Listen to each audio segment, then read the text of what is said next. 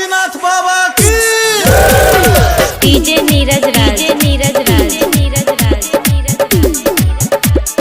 कल्याणगंज Bangraha presented by KRS music. रिम झिम बरस बदरिया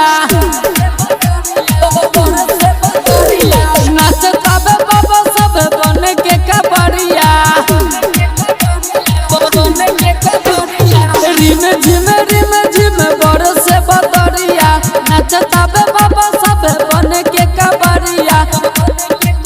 अब की हम तो देव घर जाएंगे, हम डीजे पे कमर हिलाएंगे, भोले बाबा के जलावा चढ़ाएंगे। हम डीजे पे कमर हिलाएंगे, भोले बाबा के जलावा चढ़ाएंगे।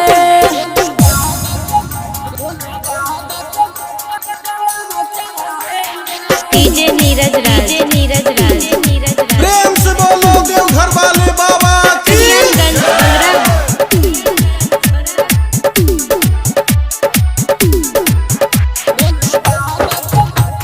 म्यूजिक डायरेक्टर डीजे नीरज राज।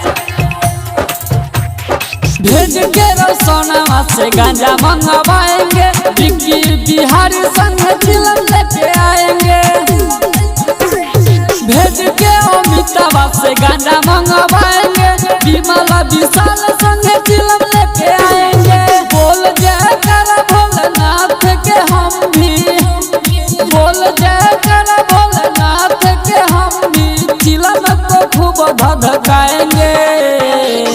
हम डीजे पे कमर हिलाएंगे, भोले बाबा का जलावा चढ़ाएंगे। हम डीजे पे कमर हिलाएंगे, भोले बाबा के जलावा चढ़ाएंगे।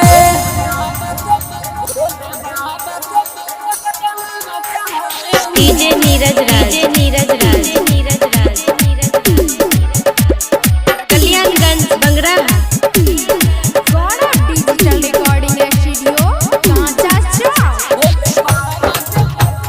म्यूजिक डायरेक्टर डीजे नीरज राज। श्रद्धा से हम भी तो काबर को सजाएंगे, सुल्तानगंज से जलवा उठाएंगे। संगे संगे अपना में हरिया बोलाएंगे, अपना झूमेंगे और सबको झुमाएंगे। बोल बम बोले के हमको,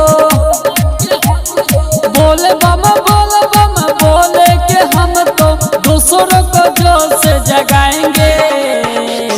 हम डीजे पे कमर हिलाएंगे, भोले बाबा के जलावा चढ़ाएंगे।